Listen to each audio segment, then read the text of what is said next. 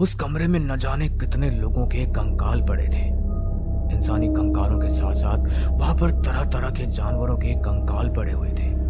ये सब देखकर अनिकेत के होश उड़ गए। डर के मारे उसका पूरा शरीर कांप रहा था। उसने हिम्मत करते हुए अपने कदम आगे बढ़ाए और वो कमरे के कोने में जाकर खड़ा हो गया।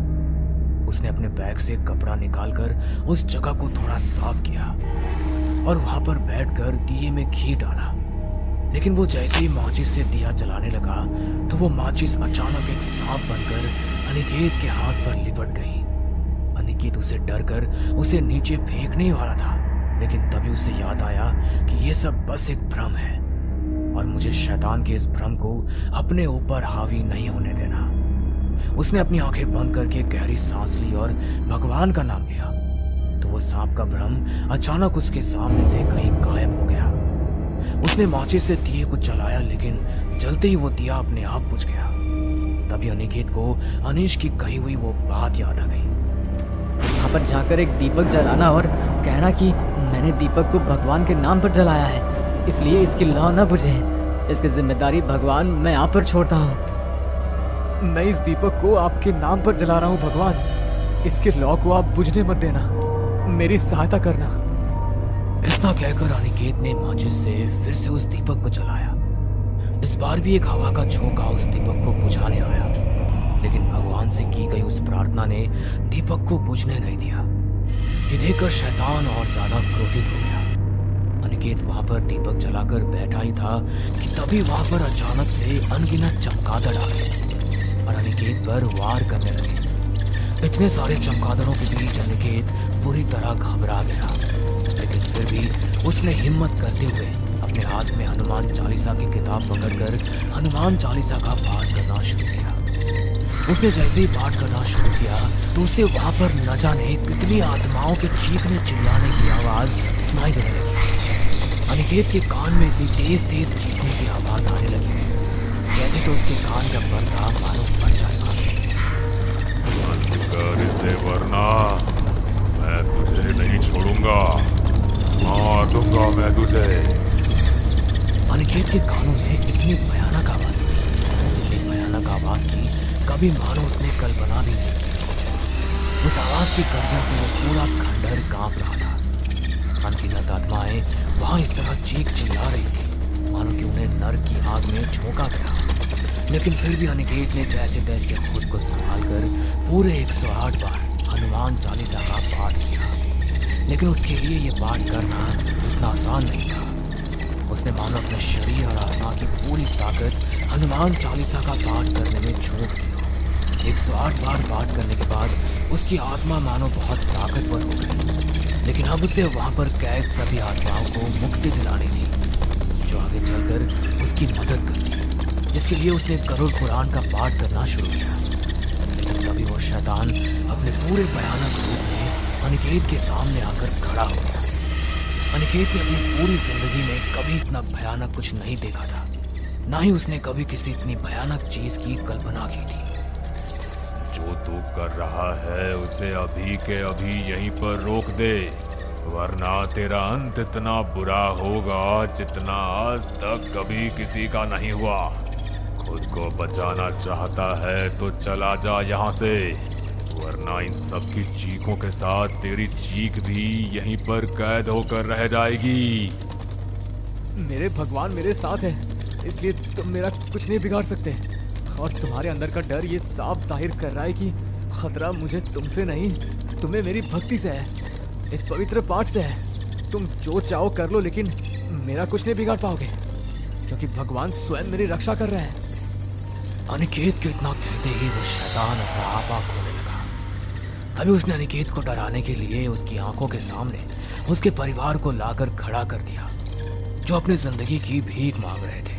शैतान ने उनके शरीर पर अनगिनत कीड़ों को रेंगने के लिए छोड़ दिया था, जो चुन चुन कर उनके शरीर से मांस को खा रहे थे। अपनी आंखों के सामने अपने परिवार वालों को ये चीखें सुनकर अनिकेत की रूह कांप गई। लेकिन वो जानता था कि ये सब एक भ्रम मात्र से ज्यादा और कुछ भी नहीं है। इसलिए अनिकेत ने किसी भी चीज पर ध्यान न देते हुए गरुड़ पुराण का पाठ करना जारी रखा। उसका पाठ जैसे खत्म हुआ तो वहां पर चिल्ला रही सभी आत्माएं अचानक शांत हो गई और शैतान भी बहुत कमजोर पड़ने लगा। तभी अनिकेत ने कहा, मैं जानता हूँ यहाँ पर जितने भी आत्माएं कैद थी वो अभी शैतान के कब्जे से मुक्त हो चुकी है। इसलिए मैं चाहता हूँ कि तुम सब मेरी मदद करो उस शापित किताब को ढूंढने में जो शैतान ने अपने हाथों से लिखी है। अनिकेत के इतना कहते ही एक अदृश्य शक्ति ने अनिकेत के हाथ को पकड़ा।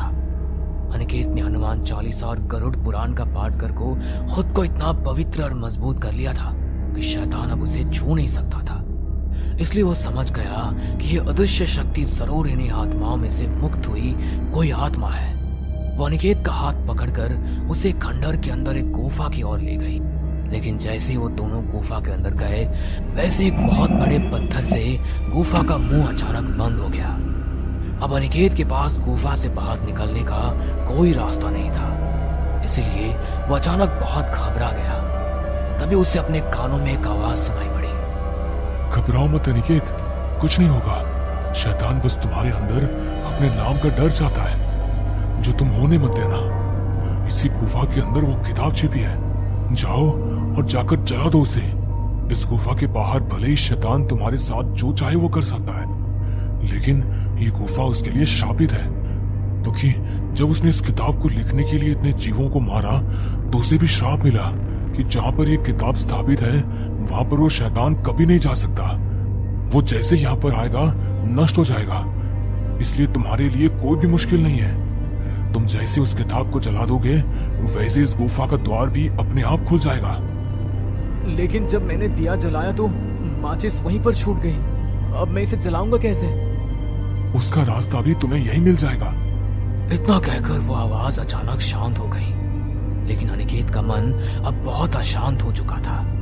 वो बहुत देर तक पहले तो उस किताब को ढूंढता रहा।